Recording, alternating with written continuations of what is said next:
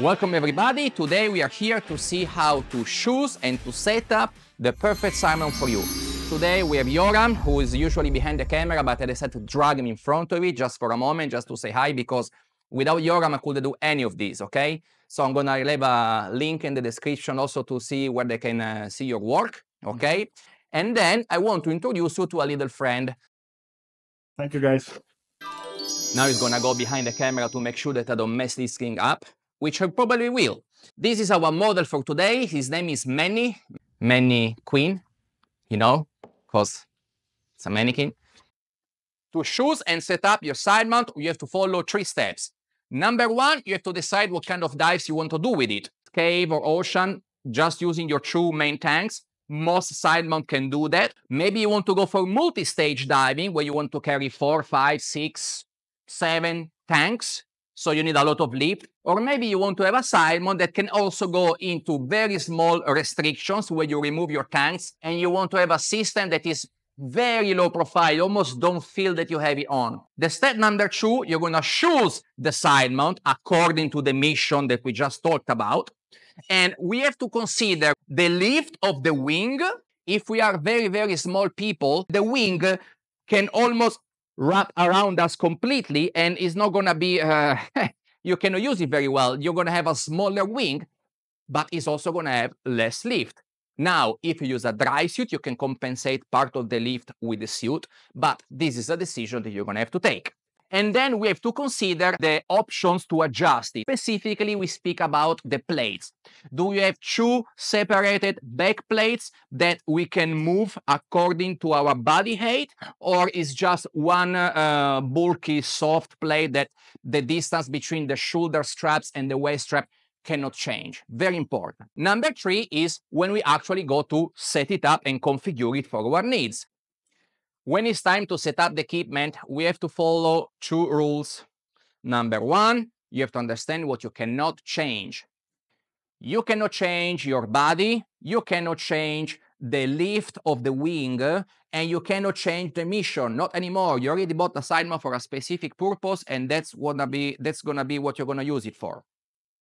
Rule number 2, you have to understand what you can change, okay? Now, here is time to find the best compromise between effectiveness, so the ability of your wing, of your side mount to accomplish the task you bought it for, and ergonomics. So you have to set it up in a way that is comfortable, that you like to feel it on you when you're diving. So we have to find the best compromise and reach the best efficiency. Now it's time to adjust your side mount. Depending on which model you buy, might come in a box in pieces or might be already set up, and you just have to adjust it. Now, I'm gonna consider for these videos side mounts with 2 different plates for the shoulder and for the lower back. Now, you have one element where you adjust the shoulder strap, and another one with the spine in between, where you adjust, of course, as well the shoulder straps and the waist and the crotch strap. Now, we do not want to compress our neck here in this area, okay? Very, very bad. What we want to do is we want to use our trap because it can take much more stress.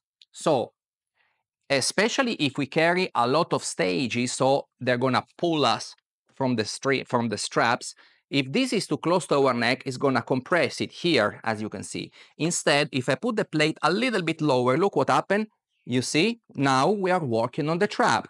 Now, obviously, we don't want these too low, otherwise also our wing can go too much down, okay? Because our wing, you know, if we have a wing that is not attached, we can place it to control the trim as we want. But many side mount, especially for multi-stage, the wing is attached to the plate and is also attached on the bottom after the plate on our back. So there is a very important relationship between the position of the plate and when the wing go. So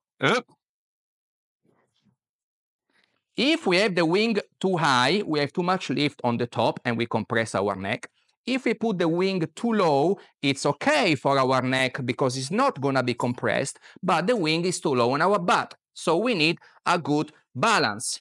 What I prefer to do is to have my plate right here under the bone here of the neck, right there. So the webbing can work on the trap and is not compressing the neck, but at the same time, the attachment of the wing is not going to be too low. Let's have a look at the plate of our back. Here, we do not want to compress the lower back in this area, our rectus spine. This muscle is for stability, is not meant to carry a lot of weight. What can carry all the weight of the tank is the gluteus minor here. So we want the waist under the line of our hip bones. This means that our webbing is gonna be placed here like that instead of here. What's the advantage? Now, with our plate in this position here, like this, when we put our tanks on, very important, especially if you're a short person. Let's say we have the tank under the armpit. We don't want the bottom of the tank to be too low, of course, too close to the knees. And we also don't want that if the webbing is too high, also the D-ring that attach to the tanks are here, so the bands on our tanks are gonna be very, very high. And this means that when the tank becomes positive, it's gonna swing a lot. Instead, with the bands low, because the waist is low, the tanks are gonna swing just a little bit. You just have to stretch the spine, basically, to position the plates properly. Now it's time to add or remove D-rings, or of course, if you take the Sidemount in pieces from the box, you have to put it together. Now, we don't need to get crazy about where to place the D-rings exactly, because we still have to adjust the webbings. We just want to put them in all the shoulder strap, the waist strap, all the D-rings, also the plates for the light on the crotch strap, okay? We want to place everything. I recommend you to have a couple of tools with you. The first one are the pliers, because when you want to pass it inside the slider, sometimes can be a little bit difficult, and having pliers to pull them out can be very helpful. At the same time, you want to have a screwdriver, because if you want to remove them, especially if it is an old harness and the webbing already has memory, you can jam the screwdriver inside and then you can pull it, super easy. This is the easiest way to adjust the position of the D-rings. Another recommendation that I can give you is about the webbing of the where you have the buckle, okay? Now, I never pass it in the last passage like this, because honestly, guys, it's just a pain in the ass. I leave it like this, it's never gonna move, and it's super easy if I want to readjust it to change the length. Now we can start to speak about the webbing, and guys, I'm gonna use this Sidemount for this example. This Sidemount originally had the same webbing from the spine to the crotch strap and was very, very hard, the one of the crotch strap, and already cut a couple of suits. So I recommend you always to have a soft webbing for the crotch, and you can have an hard one for the rest of the harness. Like this, you don't destroy your suit, but it's gonna be robust for the rest of the body, and it's gonna be soft in between your legs. The first part of the webbing that we want to adjust is the spine, because of course, the length of the spine is gonna determine where we place our plates.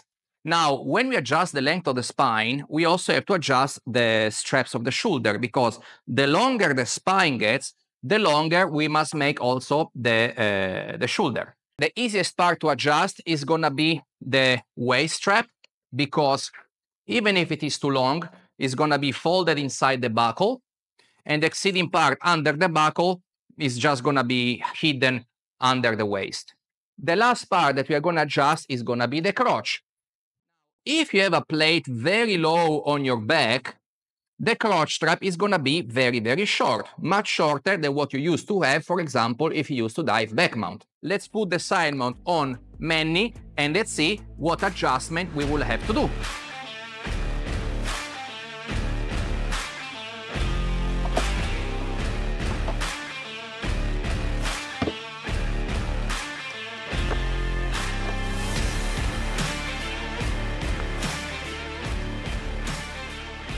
Money being short, we'll need to have the wing here, and the plate will go very close to his neck because he's short. When we prepare the spine, we also have to take in consideration later how the wing is going to look like.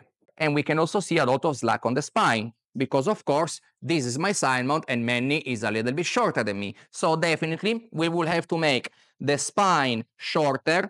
Look at this. Also, the webbing of the shoulder is going to get shorter. You see, it should be at this point. And then you can adjust the waist, and lately you can adjust the crotch strap. The next thing we want to adjust is the wing. Now, if we properly place the spine, the wing should not be too low, but because Manny is very short, of course, he would have to put the top plate a little bit higher, very close to the neck, not too much, so the wing is not going to be too low on his butt. The second adjustment on the wing is the bungees and clips that we put to attach it. This Sidemount has one clip only that goes inside the crotch strap, and to make it easier, I made several knots because when I float at the surface, I don't want to have it too tight, and when I'm diving and I want to have a more streamlined profile, I can make it tighter. So now I have 1, 2, and 3 different adjustments for the bungee. To put the ball snap on the bungee, the easiest thing is to just pass it like this. Easy.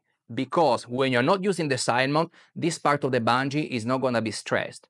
Because if you do it like I have in this old rental equipment, if you pass it inside like this, and then you fold it inside, this part of the bungee is going to be stressed even when it's not in tension, and eventually the elastic fibers inside are going to break.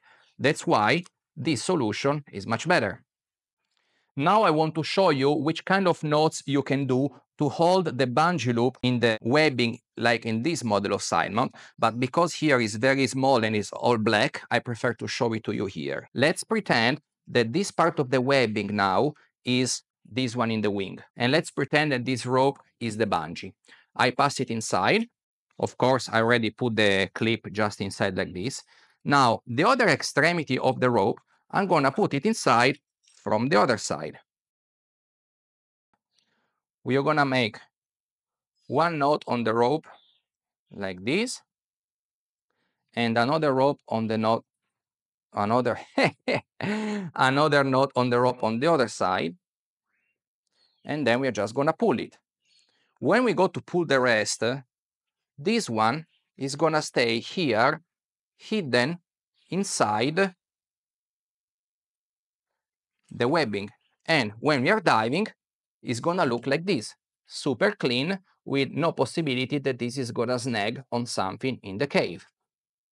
If you look at this, is exactly what I've done. The last part on the harness that we want to adjust is the bungee that retains the tanks. Now, here we are going to have our shoulder D-ring, which is going to be close to our pectoral, and the retainer for the bungee has to be under the armpit. The bungee loop that is attached on your spine has to be able to stretch halfway your arm, because this is the length that you need to go around the tanks. The precise adjustment of the bungee is something that we do after we try it underwater. That's why it's very important to don't cut it, leave it long, exceeding from the back, like a little antenna, doesn't matter. You just put a stop knot. After you try a bunch of times underwater how it is to attach the tanks and the tanks are not moving too much, then you know if you can cut it or not. Now it's time to have a look at the light holder. The light holder for the canister must be right under the line on your butt, a little bit far away from the butt D-ring where you attach your reels. And here we can also see exactly at which distance we want to keep the wing, because the wing doesn't have to hang, like, for example, too low. So we're going to be able to see the wing, the D-ring on the butt, 3-4 fingers of distance, and here in the line of your butt, we're going to have the light holder. As a bonus now, I'm going to give you a tip about the pouch. Now, if you are very tall, you can use very long double enders for the pouch. If you are a little bit shorter, or if you have your waist strap very low, I recommend you to have shorter double ender so the pouch doesn't hang too low. Let's have a look with Manny. Manny is short, so we take small double enders. when you attach them on the pouch, if the pouch is still hanging too low, what we can do, we can put the offset D-ring a little bit more outside so that the pouch is gonna be, imagine that the double enders are attached to the D-ring offset a little bit more outside, they go diagonal and the pouch goes out a little bit. Thank you guys for following me until the end, and I will see you on the next episode where we put together the tanks and the regulator, and hopefully nothing is gonna blow up. Guys, I leave you with a couple of recommendations. First, you have to become excellent at making compromises, okay? It's always about ergonomics and effectiveness, so efficiency. And the other thing is super important. Always have a reason for what you do. For every change you want to do in equipment, have a reason. And the reason can also be, I just want to make an experiment, maybe it looks stupid, but I'm just trying something, okay? That's why tools exist. So keep diving and keep training.